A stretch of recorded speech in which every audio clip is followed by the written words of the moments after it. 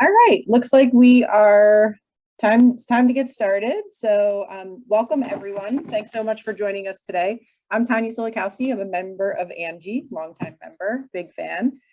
Also with me today is Angie member Radhika Iyengar. She's going to be our co-host today. She's a board member. We are very excited that you're with us for today's presentation, Tricks of the Trail, working with kids outdoors as part of our 37th annual conference. So hopefully you've been enjoying all the other workshops you've been attending. Hopefully you're signed up for lots of field experiences and you're getting a lot out of this, even in this weird Zoomy world we're living in. I just want to say a special thank you to our conference sponsors, PSE&G, New Jersey Natural Gas, and our top secret anonymous donor who's a friend of science and environmental education in New Jersey, and to BASF and Grounds for Sculpture for supporting our field experiences. We are going to place the link to our YouTube channel in the chat where you can see all the recorded content from past conferences, maybe some of the workshops that you weren't able to join during this conference, and our forums and some other sponsored events. Just a few reminders for this session, just as we were in the other sessions. We're going to ask you to keep yourselves on mute throughout the entire presentation. If you do have any questions or comments, please put them in the chat room. Radhika will keep an eye on that and keep everyone engaged. And there will be some time for live questions towards the end of Jenny and Mindy's presentation. So Jenny and Mindy are from the Morris County Parks Commission. Whether you're a school teacher or a non-formal educator, teaching children in an outdoor environment can be uniquely challenging. This workshop is going to combine discussion and role play to teach you tools for successfully dealing with the trickiest situations and the toughest kids. We've definitely all had these kids, right? The bug stompers, storytellers, incessant chatters, wanderers, and much more. It's hard to get your message across if you can't get your group to pay attention to what you're saying, and teaching outside can make it even more challenging. So as longtime educators, these two have garnered lots of not ticks. They've probably gotten a lot of ticks. We have, too. Unfortunately, yeah. Lots of tricks and tools that can help. Knowing the background information for a lesson is only half the battle, and getting all of your audience actively listening, thinking, and participating is the other half. They've been teaching crash courses on successful techniques for many years, so we're very lucky to have them at the Angie conference. And they've been teaching at teacher workshops, professional conferences, and to each batch's New Year's, wow, I needed to have more caffeine before I read this, sorry everybody, and to each year's new batch of watershed ambassadors. They promise that everyone will leave having learned something new and having had a lot of fun. There's also going to be time for discussion and sharing of your personal experiences, which I'm assuming are probably some horror stories that we all love to hear about, those adventures we have with kids. So Jenny and Mindy, please introduce yourselves and we can get started. Oh man, that was a long-winded description. Who was it who came up with that description? Oh, we could have just done the whole presentation that way. So hi everybody, I'm Jenny Goss-Myers. I'm the manager of environmental education for the Morris County Park Commission. Just to give you a quick background on why you should pay any attention to me at all. I was a teacher in the classroom for 11 years. I also did a year-long sabbatical in Costa Rica, and I did all kinds of environmental and education-related volunteer work. Then I decided to be poor and happy and go into the environmental education field. I was the education director at Flat Rock Brook Nature Center in Englewood for a few years. And now I've been in various positions at the Morris County Park Commission. I have my master's in science education. And I also was an adjunct for Fairleigh Dickinson for that master's, although it's been a while. And yeah, now we're just at the Park Commission, and the Park Commission is really, really big. I'm sure I should have looked up the number of sites that we have. It's 30 something, and I think 18,000 acres. We're the biggest county park commission or system in the state by a lot. So we have a lot of different stuff, and we're here at the Great Swamp on the eastern end of the Great Swamp National Wildlife Refuge. So Mindy, tell them about yourself, please. I don't have quite that resume, but I've been here for about 22 years. So I've been here a long time. And I'm a naturalist here. I'm also teaching in the different education divisions in the Park Commission. But outdoor education is definitely my thing. So So she's been doing it for 20 years. I've been doing it for 30 years. You'd hope that we might know some things by now. We're going to find out. We have had some experiences. And I will say that, you know, our goals today are to help add to your bag of tricks, because that's really what it is. The longer you do this, the more tricks you have. I continue to learn, as I know you do too, from new people that come in, new people we see. There's always cool tweaks that you can do to a lesson. And I will tell you, everyone has bad days and bad groups. Number one, it is never as bad as you thought it was. They never thought it was as bad as you did. You're much harder on yourself. And number two, after doing it for this many years, we will still come into the lunchroom and be like, holy shit, that group was terrible. It still happens. So that's not going to go away, but you hope to be prepared to not have that happen as much. So we're going to share things that have and haven't worked for us. I'm going to totally contradict something that Tanya said and say that you may unmute at any time. If you have something you want to share or a question you want to ask, you don't have to actually, oh, and we're making somebody laugh. That's good. You don't have to put it in chat. I probably will not pay that much attention to chat. Somebody will have to interrupt me and say, Jenny, there's something in chat, because you can tell I don't breathe very often. I just keep talking. So, and if we finish in an hour, it will be miraculous. So we'll see what we can do. So I'm going to share my screen. Hopefully that's the plan. Oops, that didn't work. Okay, this is the one I want. All right, so we are going into tricks of the trail. And like we said, we do a lot of workshops like this. We do it for the Watershed Ambassadors is the main ones I do it for now. Shout out to my Watershed Ambassadors. I know there's a few out there today who just haven't got enough Jenny. They need more. So first thing you need to know, if you printed up the sheet, there was a sheet to print up, which was tips for outdoor teaching greatness. Okay, this is one of many versions. I have tips for Watershed Ambassador greatness. This has been tweaked to be now outdoors. So this is specifically about the outdoors, but I would say that all of these things are pretty transmittable to any kind of lesson that you're doing. So the number one thing, oh, come on, you, don't you do it. Don't you do it. Change slide, there we go. Hooray. Okay, like I said, we all have failures, even Yoda. So if he has a failure, certainly you can too. And you learn from it, right? So you talk to people afterwards, don't hold it in, go talk to your colleagues or other people you know and say, man, this totally did not work. Can you think of anything I could have done differently? You got to be able to learn from this stuff. So the number one thing you need to do is prepare. Your best defense against having these kinds of problems is preparation, and that involves a lot of different things. So we're going to go through a few of them, and you can take notes on that sheet. It more or less goes in order of my presentation. So first of all, you need to assess who you're talking to. As environmental educators, it's a big difference from being a classroom teacher. You know, and we may have some classroom teachers in there, and you may be looking at this like, you know, how do I even go about taking my kids outside? Most of the classroom teachers I worked with were like, no, do not make me take my children outside. It's too scary. For environmental educators, we're always in that. We're like, we get every age, any weather, all the different types of kids, different ages. So you need to know, for us, what are those kids like?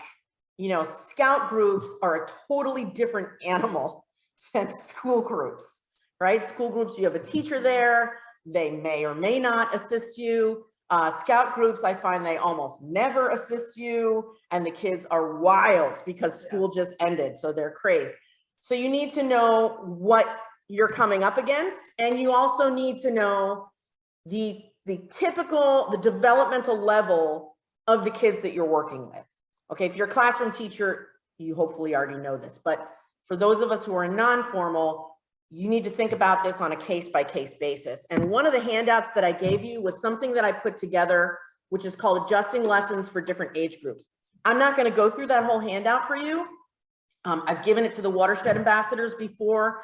If you have a program that is coming up and it's second graders, you should know what second graders are like. So in that document, it lists, here are what, I think it's K to second are like. Here are things you can do that are successful with that age group. So I just picked one characteristic, which is how they want to be seen or what's important to them as far as who's paying attention. So pre-K to first, they want to please you.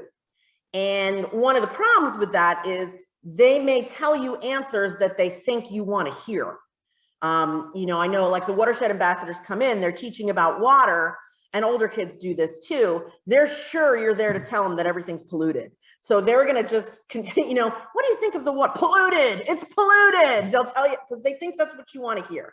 So you have to watch out for that. You want to praise them. You want to offer their names. You want to let them share, but they don't really pay attention to anyone else in the room. So they might completely monopolize one kid who has their story to tell, is going to go on and on. So you have to be ready for that. Then second to fourth grade, now they're a little more interested in their peers. They want to know how their peers feel about them, but they're big into facts.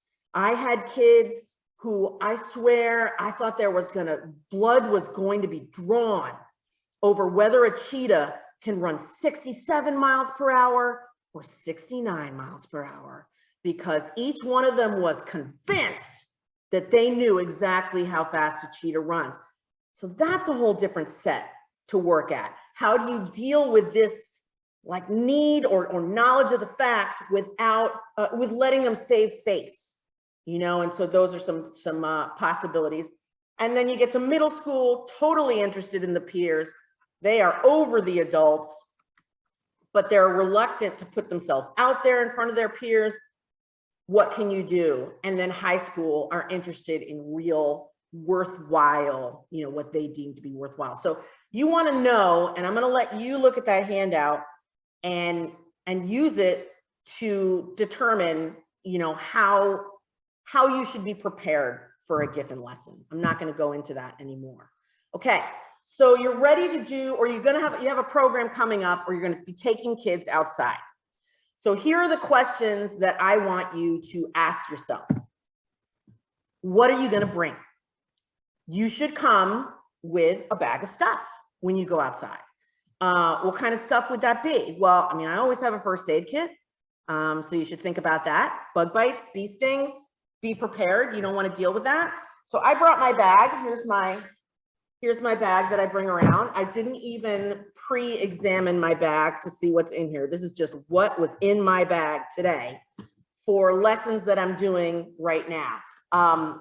One thing that I do, and it shows it here in the lower left or lower right, we have these cards that we make. And I am probably most famous for having a very thick library of visuals, right? So right now I'm seeing praying mantis egg cases. I want to be able to show them what a praying mantis looks like. And I want anybody who comes in, if I just hired Mindy, I want her to be able to have as many of these as she wants. And it's a cheat sheet on the back. So all the stuff, the scientific name, which I do not want to have to memorize, important facts about the praying mantis. And I happen to, because I'm very anal, have them divided up like, here's my bugs, here's my amphibians, here's my plants, here are my mammals. So when I see something and I'm not expecting it, I have a card. And if I don't have a card that walk, you can be damn sure I'm going to have it the next walk. And I pull them out, I change them. I'm constantly changing them. I change them seasonally, but I want to, you may not see every animal, but they almost feel like they're seeing more animals if I can show them a really cool image of it. Like, we're not going to see a black bear. I hope not, actually, because that's going to be a whole drama. But I can show them a picture of a black bear. I can show them a picture of black bear tracks. I can show them black bear poop. I can show them everything. So I'm ready with those things. Other things I have in here, I've got a robin's nest. We're seeing a lot of nests right now in the trees. Got a woodpecker. This one still makes a sound. Some of them don't. I got a chickadee. There's a lot of winter birds right now. I got a chipmunk. We find chipmunk holes. I ask them, who do you think made that hole? And I let him guess for a while. And then I take out this little guy and show how he'd fit perfectly in that hole. I got a box turtle shell, and I usually, but I don't right now, have a painted turtle shell too, because we tend to see painted turtles, and I want to show the difference between a land turtle and a water turtle. I got a fungi, a cool mushroom. I got an example of a gall. This one happens to be a rose knot gall with woodpecker holes in it. You know, we're always just collecting stuff, and I don't take out everything on a walk. Don't feel like you'd have to use all these things. If it applies, I take it out, right? I show Stephanie, my friend Stephanie there in the picture. She's got her antler, right, on her head. I don't always bring that out. It depends. Did I see a deer track? Yeah, I got my little first aid kit. I got some water. I do have an antler. I do have a praying mantis, an old praying mantis egg case. I got a little snake skin.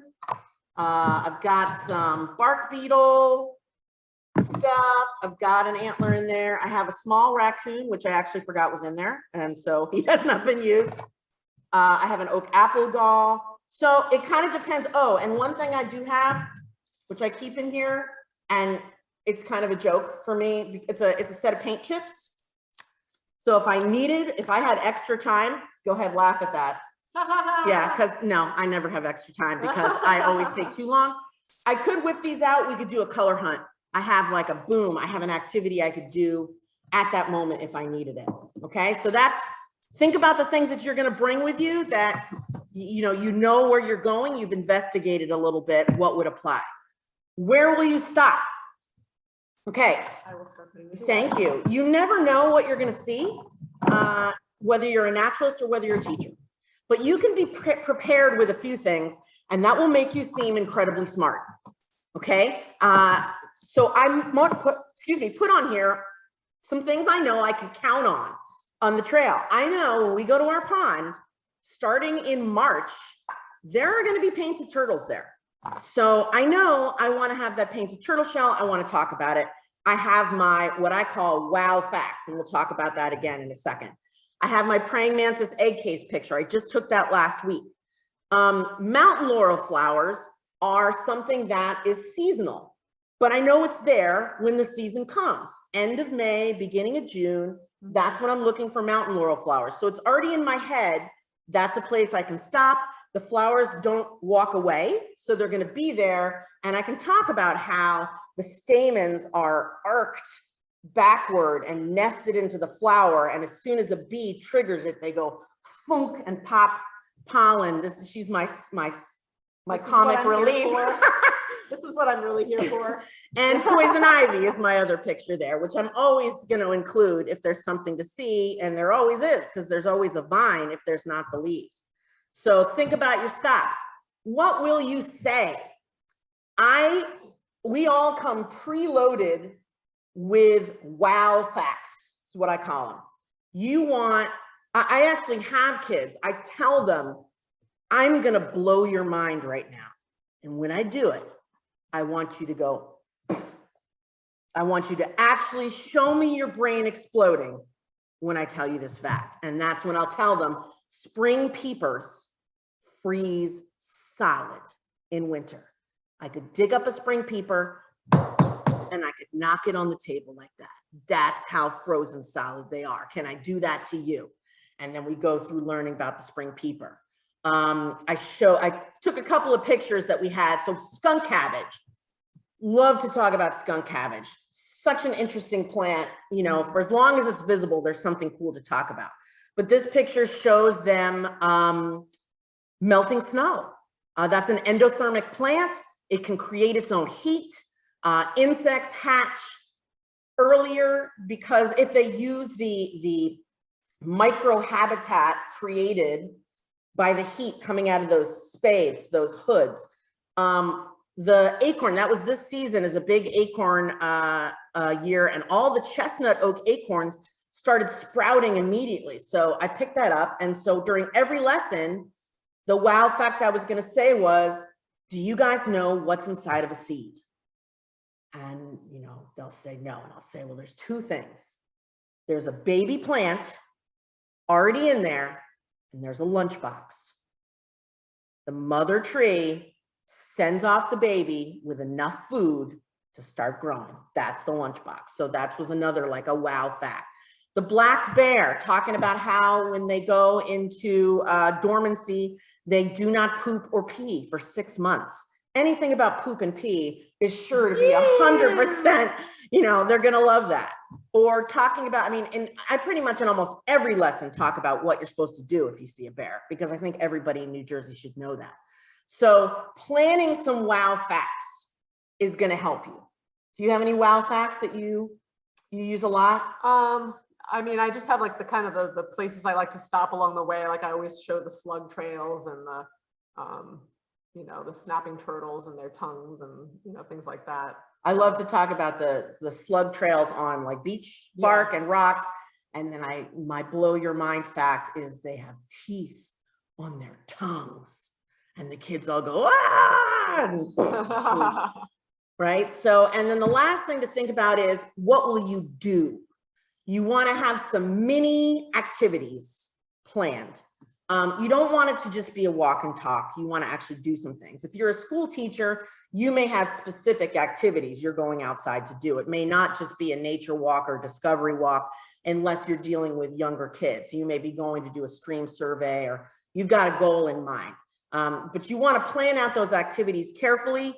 We tend to have a lot of mini activities. So in these pictures, I've got my toddlers pretending to be turkeys. We were talking, you know, they got wings, they dropped their shoulders, they stuck out their butts, they gobbled, they strutted around. In the other picture, we're playing Pooh sticks. If you are a fan of Winnie the Pooh, you throw your stick on one side of the bridge and then you let the river take it and you see who comes out on the other side first. So we do a lot of things like with Summer camp one. Yeah, it's a summer camp one. Like with our Fantastic Forest lesson, we have little mini activities that go along with every part of the tree. Like if we do roots, I have here, stand up. I don't know if you guys can see this because can you guys see us? Are we gonna do We're little. We're gonna do the, no, I'm not gonna do that. We're not gonna do that. Yeah, so there's Mindy. I'll come down here. No, there you are. Okay, so she's a tree and I tell her, come over here, put your feet together. Okay, and I'm a wind. I'm not a big wind. I'm a little wind. Oh, I really did not push her hard at all. Now I'm gonna have her spread her legs and I'm gonna push her exactly the same. She's going nowhere. Hey, I'm not a tree. And then you pair off the kids, you let them do it. You're talking about why roots spread out so that they support the tree. Just little things like that. You want to have them prepared for when you're going outside.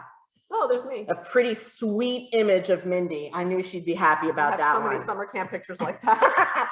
So make sure they know what to expect. So there are a lot of parts to this. Number one, what are the rules? You got to lay them out in the beginning. Some rules I will occasionally hold back on until I see that I need to say something. The stories. The stories and questions one. I mean, I've put it here. Certain ages, I just automatically do it. Pre-K, kindergarten, you know, and I explain to them, and we're gonna actually have a little scenario about this later, so I'm not gonna go into it too much. But other ones, like whether they are gonna see something like a worm and go, yeah, this, you know, I want to address that, but I might wait because some groups are fine. Some groups are like, wow, a worm, that's amazing. So I don't even want to go into saying like, no, ew or yuck. I don't even want to bring that up. So some I wait on. One thing I don't wait on is nobody goes in front of the leader. And I say, you know, can you point to the only person here that knows where we're going? And then I say, can you point to the person who will always be in front today? And they figure it out. You know, you try and pull it out of them as much as possible. So whatever your rules are, and I wrote on the sheet rules inside and out. And what I mean by that is if you start your program indoors, you can give the rules indoors, but you will need to do them again when you get outside, because now you're in a totally different environment. They're excited. So you're going to need to remind them or have them tell you what the rules were. Okay. I am, not everybody agrees with me on this, but I am a diehard fan of the quiet signal. You can ask the teachers what their quiet signal is. My personal favorite, raise your hand if you can hear me. I say it as many times as I need to until all the kids are raising their hands. I never get loud. I say it in a normal, well, my voice is always loud, but you know, I say it in my normal voice, and kids start to look around. It's visual and it's auditory. So you're reaching all the different kids, and they're going to go, why is everybody raising their hand? I guess I better raise my hand too. Sometimes they start raising their hand and still talk to yeah. Just like, and you'll say, okay, that took 5 times. I think we can do better than that. That's what I'm going to do every time I really need your attention. You know, when we're walking, that's a time when you guys can chat and stuff. But if I see something, I'm going to go raise your hand if you can hear me. And we want to get quiet as quick as we can because there's something exciting to see. So I generally teach that every time. I found that works better than just a quiet signal where you're standing there. Yeah, it's got to be both. Because sometimes nobody's even looking at you. They're just, that one's harder to get them to stop. Should I tell them that? I'll tell you a story of how I know that just going like this doesn't work, because sometimes the kids really are not even looking at you. No. When I was a classroom teacher once, I know I've told you this story, I had on a sarong, right? So you wrap it around, it came untied and it dropped to the floor. And I was in my underwear in front of a 3rd grade class. Now it was lightning speed. I was like, whoosh, and I had that thing up. Not a kid noticed. That's how bad they were that day. So it doesn't always work just to have a visual signal. Anyway, find out what they know about any topic from the beginning. You know, if you're a school teacher, you know this. If you're an environmental educator, non-formal educator, you might not know. That's called your preset. You are trying to determine what they know, and you're particularly looking for misconceptions. We have a pretty good idea of what misconceptions we come up against over and over and over again, and we're going to address those. But there may be other ones that are specific to the topic. If it's trees, if it's predators. So, or Lenape we do. What are some things that you guys know about the Lenape? That's also going to let me adapt my lesson on the fly. So I'm not saying stuff that they already know that's boring. Mm-hmm. We don't want boredom. You know, we want to keep them excited and interested in what we're doing. Preview what they're going to learn and do. You know, today we're going to visit a wigwam. We are going to make fire with friction. Don't get excited. You'll be lucky if you make smoke. We are going to play Lenape games. We are going to do this. And by the time we get back, you will know this. So I'm going to ask you about that at the end and see whether you knew it. Now they're on track with you. Okay, they know exactly what they're supposed to be doing. 1 to 3 concepts max when you're outdoors. You might be able to do more than that for an indoor lesson in a structured environment. Outdoors, even 3 can be pushing it. And one of those should always be respect for wildlife and leave no trace. That should be part of every single experience that you're doing with them outside. You need to make time for that. Thank you. Do I need, are you saying that I need to take a? You seemed like you were maybe okay. That's slightly. Very nice of you. Thank you. She really looks out for me. You don't have your water. So. I know. I don't. Oh, did we put it in the bag? We probably put it in the bag. Okay. So yeah, we do with younger kids. I do a thing where as soon as I hear the first ew, or if I think I can just tell it's one of those groups, I'll say, you know, there are a couple of words that Miss Jenny does not allow, and they are not any of the words that you're thinking of right now. Okay, my words are ew and yuck, because when you see something that kind of freaks you out, it's a little weird and different, people go, ew, yuck, disgusting, and then they shut their brain off. They can't learn. Once you do that, you've put a wall down. So we're going to get all our ews and yucks out now on the count of 3. and I'll count to 3 and everybody can dramatically ew and yuck. And then I cut them off and say, okay, I have taken away your ew yuck power. From now on, when you see something unusual, you will say, ooh, interesting. Let's practice.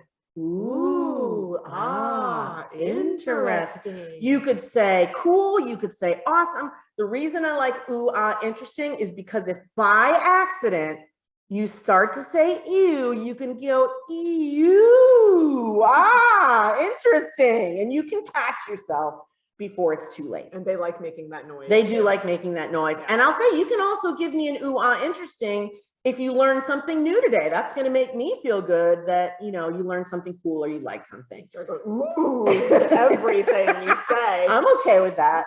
So I think that's very important. We are very serious here, and I've worked at other nature centers that feel differently, but we are very serious about not stressing wildlife. We do not go and find a frog and pick it up. We don't do it. We talk about how those frogs take in chemicals through their skin. So that bug spray that you put on, the salt from your sweat, the residue from your soap, those go right through the frog's skin and into their body. And they're not going to get sick in front of you while you're standing there, but it impacts them. So if we had a frog like in the middle of the trail, say, and we were concerned about it, we would use a leaf and pick it up. Like, we are very big on that. We talk a lot about, you know, oh, a frog, should I take it home? It could be my pet. Play devil's advocate. Play devil's advocate with them, and they love to be able to tell you, no, Miss Jenny, you can't do that. Or if they don't, I say, it's just like, how about you come home with me? I have a nice closet. I'll feed you sometimes. It'll be fine. There'll be some water. I think I've got some water. That okay with you? And the kids are like, no. And so it's not good for the wildlife either. So we're very big on that. We do a lot with Leave No Trace, talking about what does it really mean, leave only footprints, take only pictures. And we're militant. We don't let them collect leaves here. We don't let them take an acorn home. We talk about it. You know, we talk about what are the better ways to see wildlife. But we know they're probably going to be loud. That's fine. And they'll ask me, are we going to see a bear? And I'll say, ha, with the 30 of you walking down the trail, we are safe. Those bears are gone. There's no worries. But this is, we think this is very important. We talk about this a lot. Okay. One of my favorite sayings, and the watershed ambassadors will recognize this, is be prepared for the worst and pleasantly surprised when it works out better than that. So I want to think, what are all the things that could go wrong? And if you're a school teacher thinking about taking kids outside, this is important for you. So look at the things that you're planning to do. Isn't he adorable with his big magnifying glass? I look at him and I think, what are all the things that he can do with that magnifying glass? He can throw it. He can hit Mindy in the head with it. He can, you know, he can hit another kid. He will lose it in the stream. He will lose it in the stream. Yeah. He will drop it into the water. So how am I gonna change my lesson? Well, first of all, I never put anything in kids' hands until the moment I'm ready for them to use it. And that would be after I have taken one of those magnifiers and I've modeled. So this is what you guys are gonna do. And you put your face up to it, and then you go right down to the leaf and you really look. I'm modeling everything for them. And then when I feel like they're ready, that's when I put it in their hands, right? I might have some volunteers carry some stuff for me out to a study site or something, but not the kids. Like, no, I mean, some kids, I might kids, like, yeah. but like we Like do, the like bag or nature something. detectives, we have flags that we mark the cool animal signs that they find so that we can go visit them. I am not putting those flags in those kids' hands. There's not a chance. Not until we are out there. I have decided what their groups are. And of course, that's another one. You never let them pick their own groups, because what do? As soon as you say you need a partner, what do? They claim. As a teacher, I can assure you, these two people will never be together. Nope. Never. So as soon as I say that, they're like, doo-doo-doo, I don't know her. I don't know her. You know, so just things to think about. This is one of our pond studies, right? What are all the things that can go wrong? So many things. Fall in the water, get muddy, throw water. And now I've never had any of these things happen. But the reason is I address them at the beginning, right? You're gonna kneel down on the dock. I am gonna model how you use your net, which is really pantyhose over a coat hanger, and pull out some critters and how you're gonna bring it back. I'm showing them everything. I'm showing, you know, all the ways to do it. Then I let them loose and you never have a problem, but you gotta plan it ahead of time. You wanna look for distractions. I love this picture. It's adorable, but I can tell you, I never would have allowed it to happen because there is not enough room on that bench for every kid. So as soon as we come to a bench, when you're with a school, 5 of them sit down. And then more kids are like, I want to sit. I can't sit. No, as soon as the bench is coming, by the way, guys, not enough room for everybody to sit on the bench. Don't sit. And they're like, my God, she's psychic. How does she know that we wanted to sit on the bench? So you want to think about those distractions ahead of time and be prepared for them. Okay, teachable moments. And we're going to address this in our scenarios in a minute. When you're outside, stuff appears that you weren't planning on. The frog. This one is a hawk that landed right outside my building. Of course, we're going to go outside and we're going to look at that hawk. I don't even remember what we were talking about, but it was not hawks.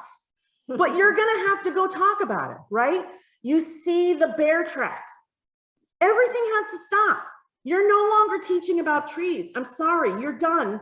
Start talking about bears because that's all they can think about now. You know, these are kids all up at the pond pointing out over the railing at things they see. We know as soon as kids get to the pond, they're like, oh my God, look over there. Look at this, look at that.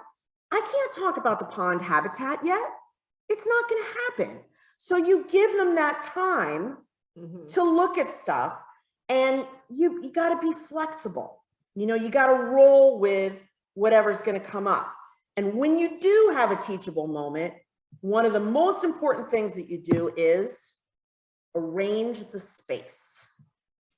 So you have to think about what is the way that I can arrange these kids so that everybody can see what we're looking at, right? So when I come up to the pond, I know how many kids I can fit across the railing. And I make them smush. And I know if I have more than 20 kids, I say, if I tap you on the head, you're gonna kneel and look through the railing. Tap, tap, tap, tap, tap. If I didn't tap you, you're gonna look over their heads, right? Whenever we circle around something on the ground, these weren't great examples of that. I'm very specific. The first circle of kids, you know, okay, everybody back up. First row, if I tap you on the head, squat. If you think about a squat, it is really hard to scunch up when you're squatted, right? Other things, if I just bend over, first of all, I'm blocking everything and I can easily keep moving closer. If you have them squat, they can't move, and then there's a circle around behind them that peers over their heads, everybody can see everything. So arrange your space, take the time to arrange it, and you're allowed to give them time to just look at the pond or whatever it is and be like, wow, I see a heron, this is awesome. And I might try and address some of the things that they're seeing from behind them. But when it's time for me to get back to my lesson and I want to talk about the pond habitat, what I do is have everybody back up from the railing and I put myself between the pond and them. They can still see the pond, but they must also see me. And I will talk and I will take out my pictures and I'll take out my turtle shell. But that way, so they can still, I'm not robbing them of experiencing the pond, but I can bring their attention back in. Or things like when we're looking at water, these kids on the left, these were toddlers. I was like, everybody lie down and look over because it is so scary at our site when people lean because they want to see something. I mean, I've had kids go in the drain. Yeah, and then the frog goes under the boardwalk and they lean all. Yeah. So you want to get them down where, you know, gravity is working in your favor. Let's see what's next. Okay. During your lesson, this is less for classroom teachers and more for environmental educators. You want to make use, you always want the maximum number of kids thinking and responding and doing at the same time. Every time you ask a question and you pick on one kid, every other kid is on vacation. Okay, they may or may not even listen to what's going to happen. So these are some methods that are easy to use outside on the trail. Okay, and I'll give you some examples of how I use them. I use these a lot at the end of a lesson too, when we like to assess, did they actually learn what we thought they learned? So think, pair, share, if you don't know it, right? The first thing is I go like this. I say, okay, I'm going to give you a question to think about, and I do the hand motion. A question would be, what was your favorite thing that you learned today and why? Or would you have wanted to be a Lenape Indian back 500 years ago? Think about it. And I'll say, does thinking make any noise? It does not. If your thinking makes noise right now, you should seek professional help. Everyone else should be very quiet while they're thinking. And I might give them assistance like, you know, would you think it was too hard to be a Lenape? Would you have liked to have tried some things? Then I go like this and I say pair. And again, I don't let them pick partners. I go you two, you two, you two, you two, you two. Turn towards each other. You have 1 minute. Talk about it. Everyone has to talk. Or listen, but they're actively doing something. And I just move around and I go, oh yeah, that's cool. Oh, okay. Hey, you have any other ideas on that? And then share. They can raise their hand and share what their partner said. That cuts off the people that are the attention manipulators because they have to share their partner's ideas. Okay. A little bit of a tweak on that, a little more structured, good for sharing opinions, is A/B partners. Put them in partners, have them figure out whose birthday comes first in the year. I'm June 1st, you're July 4th, I win. So I am partner A. I get, you decide how long, could be 30 seconds, could be a minute, to talk about a question. You're still doing the think. And then if my question was, how should we behave on the trail so that we could see more animals? Maybe I'm doing this at the beginning of the program. So I'm going to look at Mindy and I'm going to say, well, we should probably be quiet and maybe not running would be good. And Mindy has to listen. And then I'm going to say 10 seconds. Okay, you're done. B partners, you are allowed to respond and also share your feelings. I think we shouldn't pick up any of the animals and maybe we should listen to the teacher. Time's up. And then you can share. So it's just a little more structured. Choral answers. You use this as a check-in when 90% of them are going to know the answer. So a question that I would use like for this would be, what kind of animals have feathers? Birds, right? They're going to know that answer. I don't make them raise their hand. They just yell it out. Everybody says it, but everybody is checked in. They're with me. And then we can keep going. Who knows where we are right now? Great Swamp. Yeah, we're at the Great Swamp. What's so great about it? And then we keep going. Hand on head. This is one every single kid is responding. I do an activity for our senses lesson where we put something in a fabric bag like a pine cone and they reach in and they feel it and you know they want to say, it's a pine cone, it's a pine cone before you get around the circle. So I tell them, instead of yelling it out, if you know what it is, you're going to put your hand on your head. And the kids are all looking around the circle like, yeah, I know. I've got my hand on my head. She's got her hand on her head. And if you don't have your hand on your head, you're like, oh my God, I need to have my hand on my head. What's everybody doing? Or it could be, you know, something like, who knows what this is right here? If you know what kind of tree this is, put your hand on your head. Put your finger on your nose. Put your finger in your ear, right? And you just, it's something, everyone's going to do it. They're, if they weren't paying attention, they're going to be like, oh my God, why has everyone got their finger in their ear right now? What am I supposed to be doing? Okay. And lastly, and I do this one a lot at the end of lessons, is thumbs up, thumbs down. I'll say, okay, I'm going to give you a test. I usually like to tell them I was a teacher for a long time. And one of the secrets of being a teacher is that the people who become teachers like to torture children. And so I do that by giving tests. And they go, no. As all you need is your thumb. Show me your thumb. Exercise it. Loosen it up. Thumbs up and down. That's all you need. There are no middle thumbs. You must commit. Oh Up or down? This is hard. Poison ivy has 5 leaves together. Oh. Right. And I do a bunch of statements. And it's a great way to quickly look around and say, okay, yeah, they totally got the poison. I'll say how many, so it doesn't have 5 leaves. How many has it got? 3. 3 leaves of 3, let it be. All right, smarty pants. So that's just another way to get everybody thinking and doing just little things. Speaking of questions, if you are a classroom teacher, you've seen this before, Bloom's taxonomy. There are really, really easy questions and there are really, really hard questions. And you want to have a combination. And I encourage the watershed ambassadors, but I would encourage everyone, plan some questions that you're going to ask ahead of time. If you've been doing this a really long time, you might be able to just pull it out, but a lot of people can't. So let me give you some examples. Most people stick down to the bottom of that pyramid. You know, what is this leaf called? What did we say was the name of this pond? Like just easy recall, but you got to kick it up a notch if you're really trying to do real teaching that's going to have a transformative effect. This may be your only chance with a school group. Your 2 hours to get them out in nature and make an impression on them that you're hoping is going to last. Okay, so I want to make sure I'm really getting them to think about what we're seeing and the concepts that are involved. So I found this one, which is a little more realistic. You shouldn't have the purple be your biggest amount. You know, the understanding and applying are the biggest amount. The creating, evaluating, and analyzing, you're probably not going to do a hell of a lot of on a 2-hour program because that's like more like a project. That as a school teacher, you're definitely going to have things that you're going to do up there. So I tried to think of some questions this morning. So for understanding, having them define something in their own words. So who can tell me what watershed means? What is that? Telling it in their own words. I could do it as a think, pair, share, or I could have somebody answer it. That's an understanding level, an application, applying level. What adaptations does an animal need to live in a pond?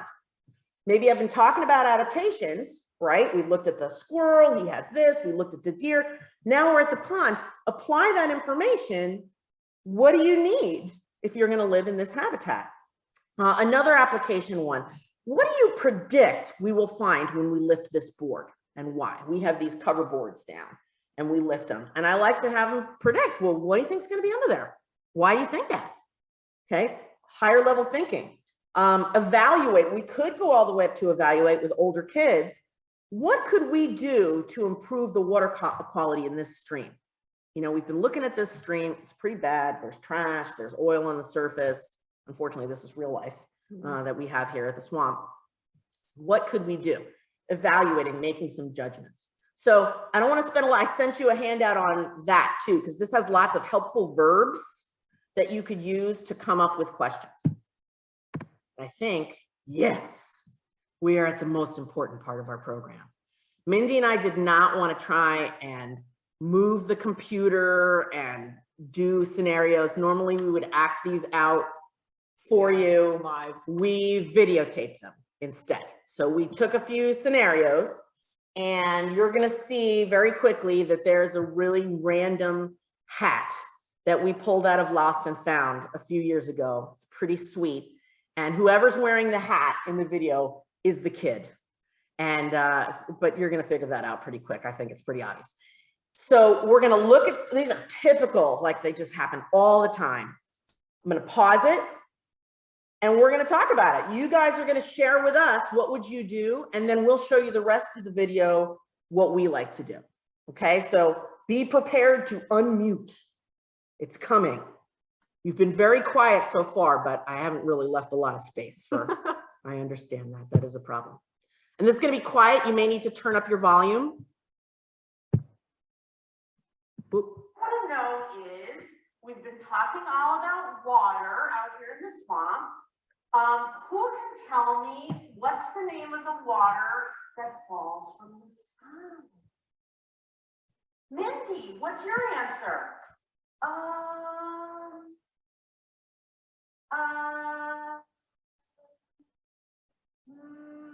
Pause. Ooh, where'd it go? What would you do? There'll be a what will you do screen. Yes. Oh, okay. Oh, no, it What started did it you again. do? What did I do? That's the question. What did I do? Tell me, what's the name of the? All right, so we all know this situation, What There'll would be a you what will do? you, it'll say what will you do. but I have to be able to stop you it go. and it disappears. Stop it. Okay. There. Whew. Technical difficulties. Okay, we all know this kid, right? You call on them and they're like,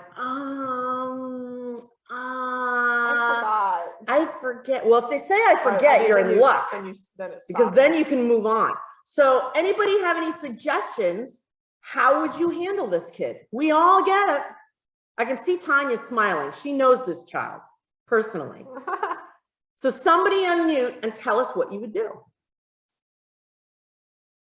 This is Pat. Yeah. I would say, hi. I would say, did you forget what you were gonna say? Do you want someone else to help you out? Something like that. Right, Like give them an out.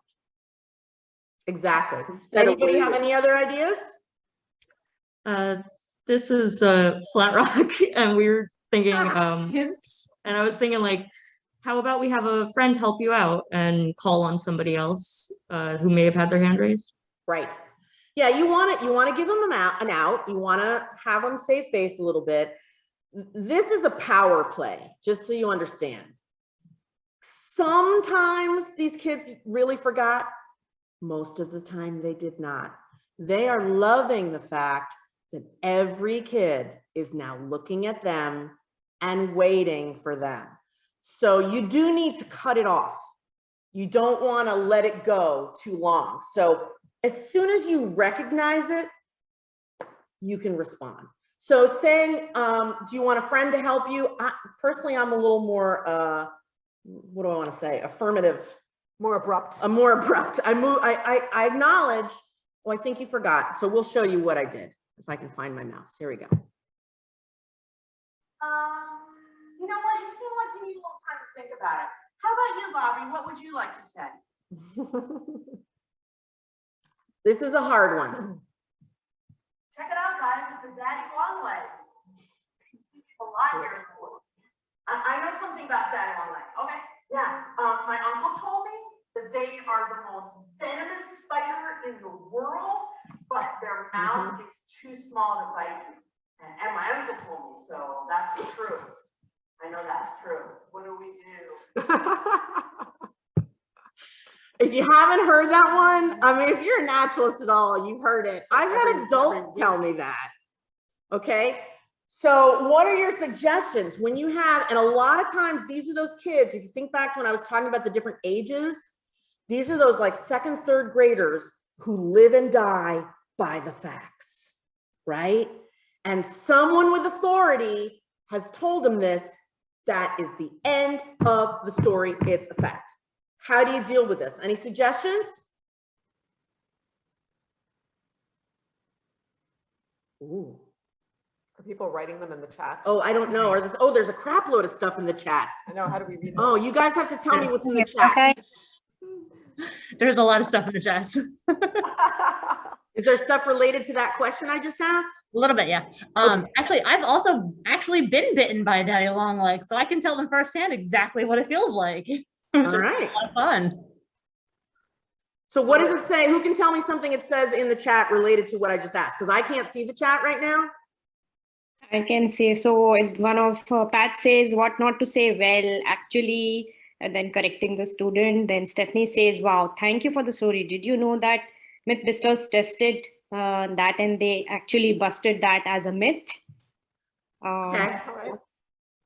Okay. This is another one where you want them to be able to save face, right?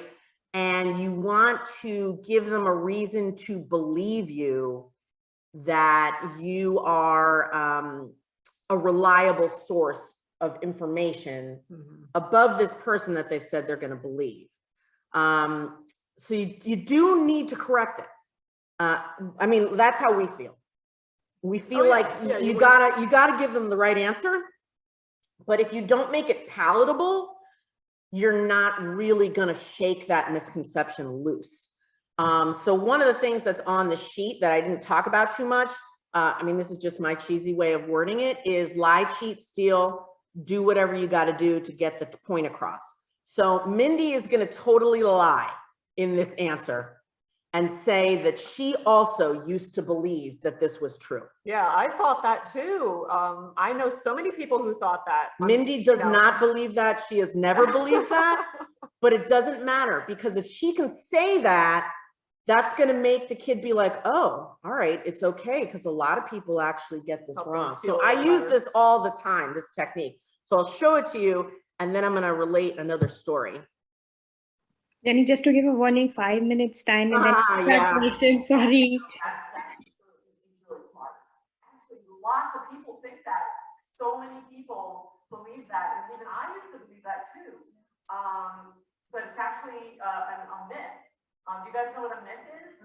It's when something's not true, but it's been said so many times that everyone believes it. So many people think that they are the most venomous spider in the world, but they actually aren't even a spider. They are a harvestman, which is like a cousin of the spider.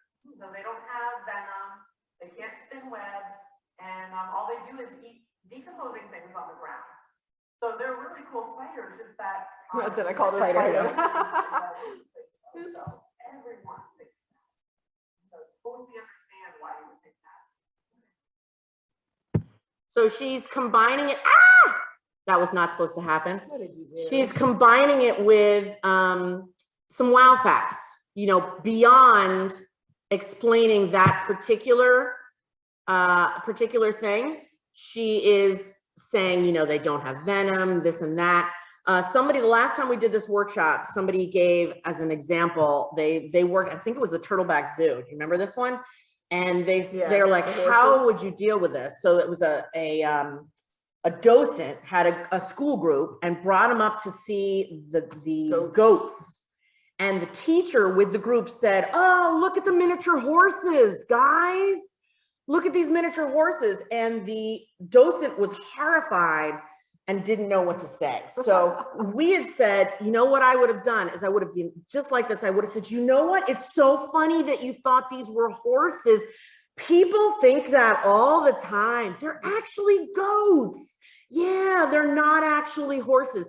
But when it's a lot of people think that, you're not the only one that's wrong. It feels a little better. It feels a little better. You save a little face. So let me see if I can get us to where we need to be. Oh, nice pose. Nice pose for Jenny. My goodness, this one went on forever. The student who is afraid of everything. So welcome to the Great Swamp. I don't know if you've ever been here before. This is a conservation area and lots of animals live here. And what can you guys think of some animals you think we might see today? Yes, Bobby. Birds, right? We'll see lots of birds. Okay. Snakes here? We do. We have some snakes here, but you don't need to worry about them. How about Joe? What do you think? Lily. Yeah, bugs, spiders. Yeah, we might see some spiders too. Oh, okay, Mindy, let's talk. What would you do? Bugs.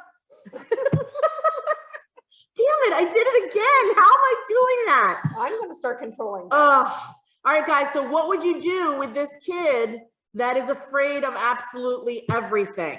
We have these kids who do these frantic flailing motions. Yeah. You know, they're everything.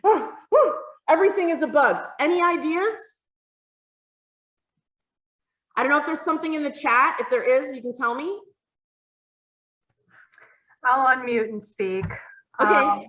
So this happens to me all the time, and usually I address it by showing them or modeling for them whatever it is they're afraid of. So I ask them what specifically they're afraid of, and if it's a bug or whatever, I'll pick the bug off the child's arm and hold it and say, look, this is what this is. It won't hurt you, and here's why. And then they're like, oh, okay, it's fine. Yeah. I also sometimes address my own fears. Snakes is a big one, and we have a live snake here that we take out, and I have adults that Oh, yeah. So meltdown. adults that leave the room. Yeah. Yeah. And I'll say, you know what? I'm going to be honest with you. I have a fear. I am afraid of hospitals. I get really upset if I have to go in hospitals, and the kids will say, well, that's stupid. And I'll say, yeah, but you know, it's a fear, but I get it. I know it's a silly fear. I go in hospitals if I need them. I just know I'm a little afraid. So I think that's how you might have to feel too.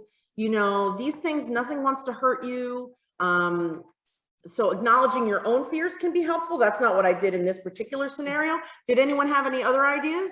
I just said the same thing, Jen. You respect that they are fears, don't disregard their feelings. And then Sienna saying they're more afraid of you than you are afraid of them, in quotes. So Right, and that's one of the things I'm gonna do if I can do this without wrecking it. Can I do it? I'm gonna guard that. Okay, I won't touch it. Okay. All right, hold on a second, Mindy. I can tell you're stressed out and you're a little nervous. I want you to look at me. Do I seem like a mean person? No. Do your teachers seem like mean people?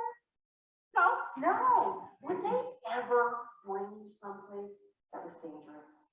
I don't think so. No, we wouldn't do that. I wouldn't do that either. We care about you, okay? So I want you to take a deep breath. Ready? This is a safe place, okay? Snakes and spiders, you don't have to want to hug them and kiss them. No, but we can know why they're important, okay? Like spiders, you know what they eat a lot of? Mosquitoes. And that's a good thing, right? Right? And snakes, you know what they eat? Mice and rats. It's kind of good to not have so many of those around, right? Okay. So, and the other thing is, have you ever seen a snake leap out of the woods and jump onto a child? No. You know why? It's never happened. It's not gonna happen. You are safe. If you got in a fight with a snake, who's gonna win? Me. You are. I mean, even if it bit you, and if you picked it up in your hands, it might bite you. If you picked me up in your hands, I might bite you. Okay. But the snake's not gonna be alive. You're gonna win. So believe me, the snakes and the spiders are way more scared than you are today. Does that help a little bit? Okay, cool.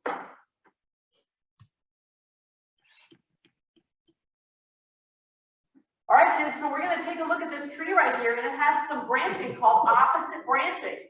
So that means the branches are opposite each other on the stem. Can you see that right here? And the other trees. Worm! See the worm! All right, what do we do? Perhaps the children are not quite as dramatic as I am. No, they are. They are. No, they can be. It's true. And the kids, you know, they will descend upon that thing, whatever is that thing that they've found.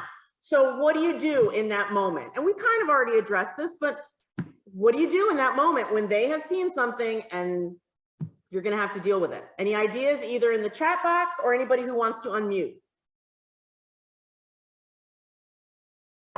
You have to go look at the worm.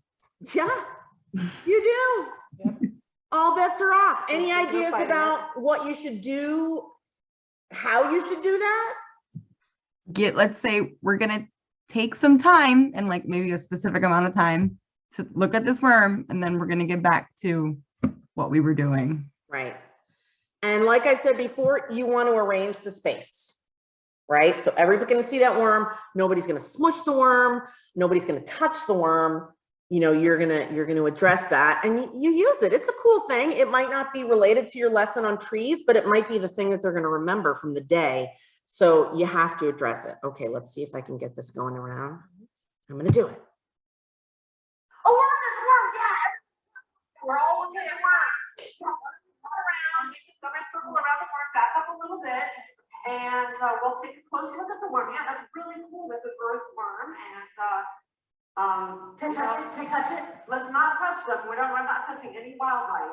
I know that's really sad, but at the same time, that is really stressful for wildlife. So we just look at them, and since it's in the middle of the trail here, we're probably gonna move it over. But see all these piles of dirt around it?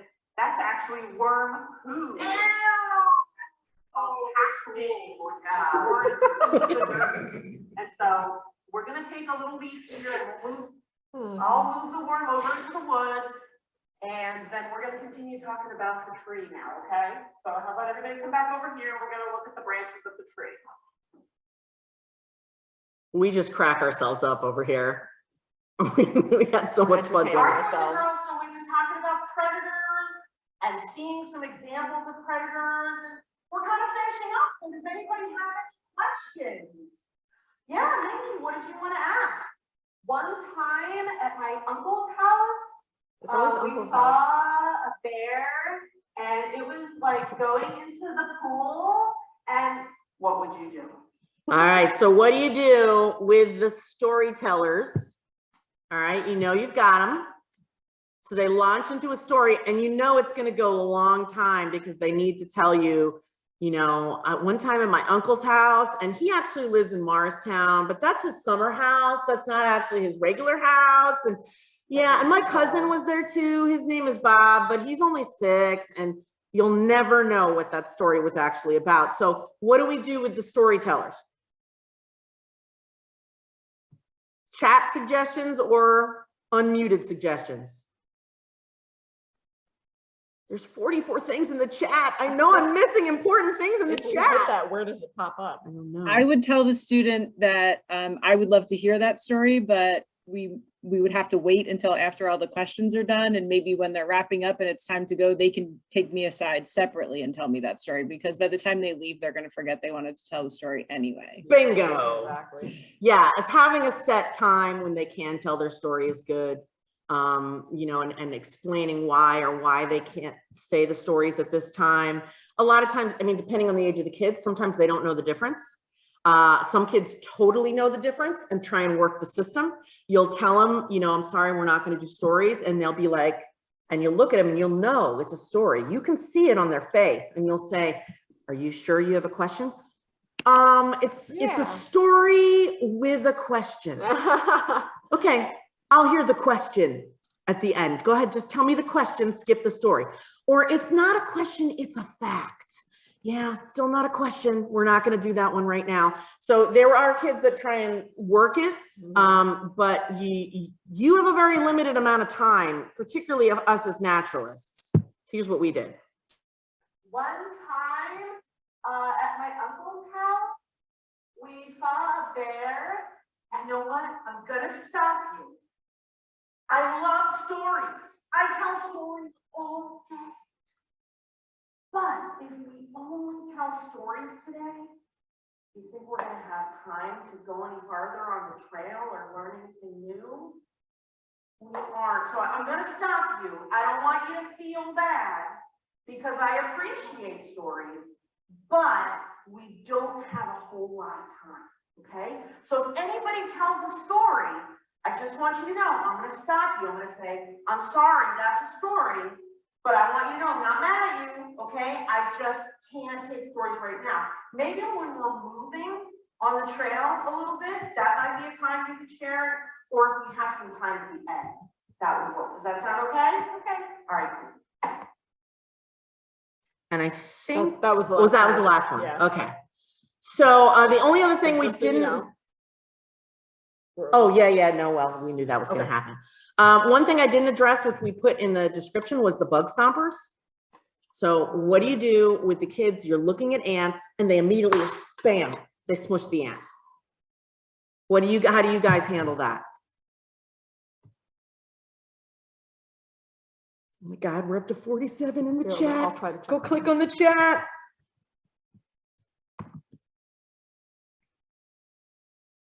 Or tell your friend on the bus home. That's awesome. That was for the last one, the storytellers. That's very good. All right, so I don't see anything new. And Radhika, please don't end the meeting before we get to read our chat, because I feel bad we haven't read it yet.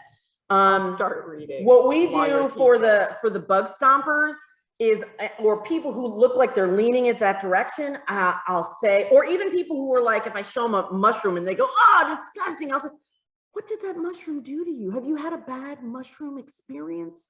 You know, or did an ant hurt you at some time? What happened that you feel that way? And then I explain, you know, with some wow facts. Let me tell you about ants.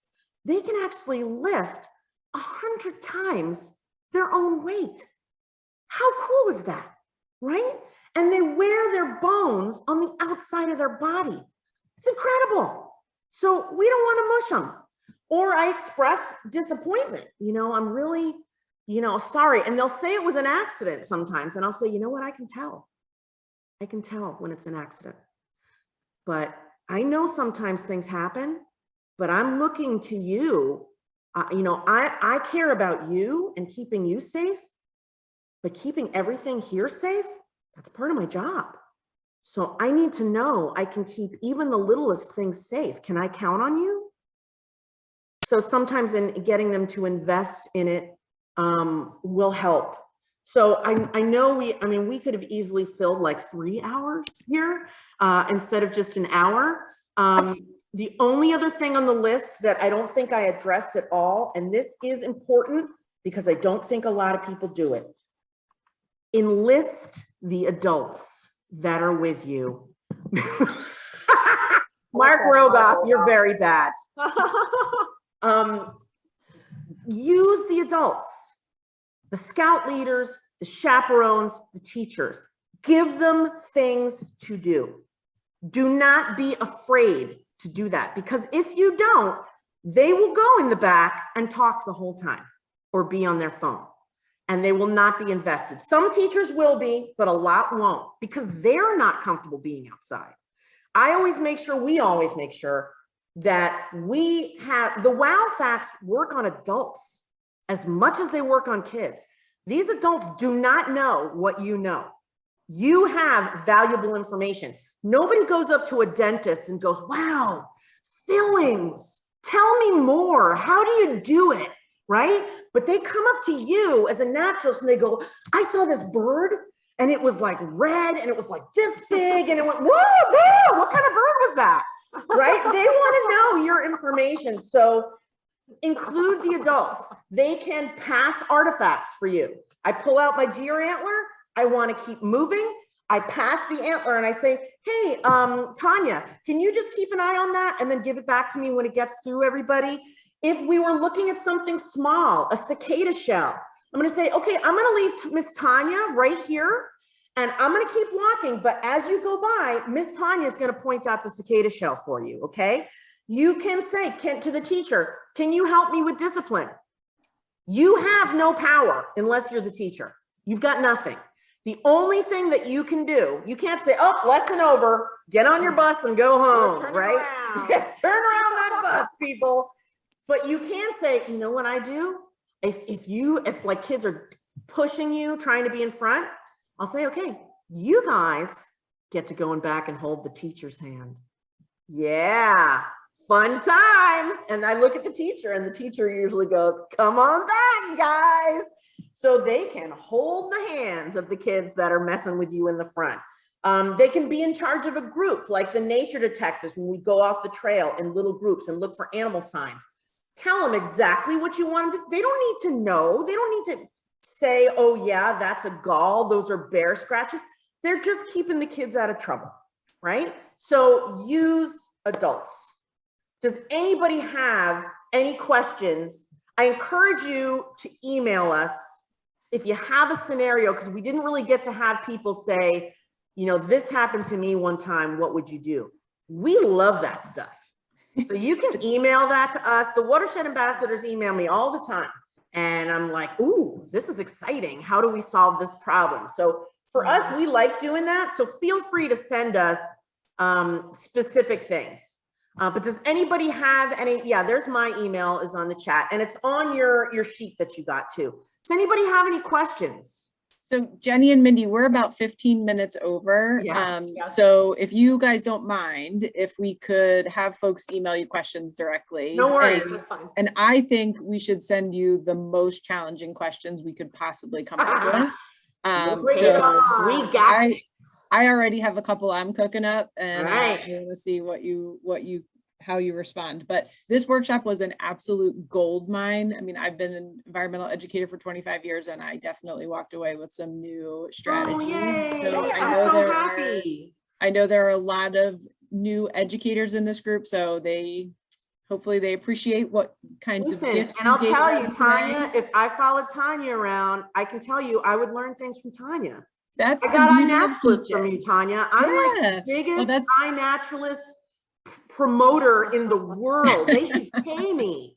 I promoted so much. So you guys all have cool things to share. We do. And if you have an organization where it would be helpful for us to come and do a training for you about teaching skills, like if you have a bunch of new educators, we're going to be doing it for Morris County Park staff in March, because there's a lot of new people that have been hired and they don't have a lot of the basics. We've just been doing this forever. So we are happy to do that either virtually or live.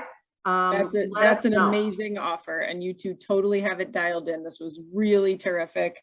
And I just want to thank you again on behalf of Angie for putting all the time into preparing this and sharing all that wisdom.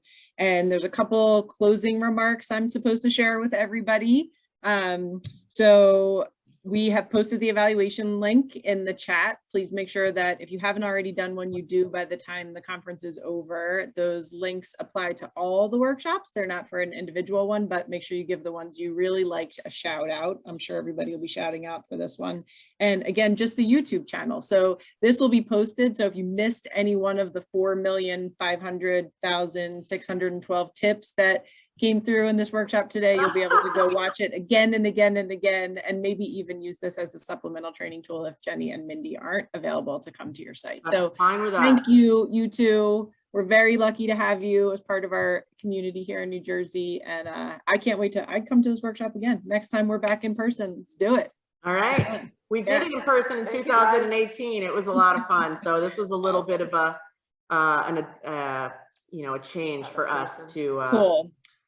You're getting lots of love in the chat. So yeah, I'm trying to go through it quick before you close the meet.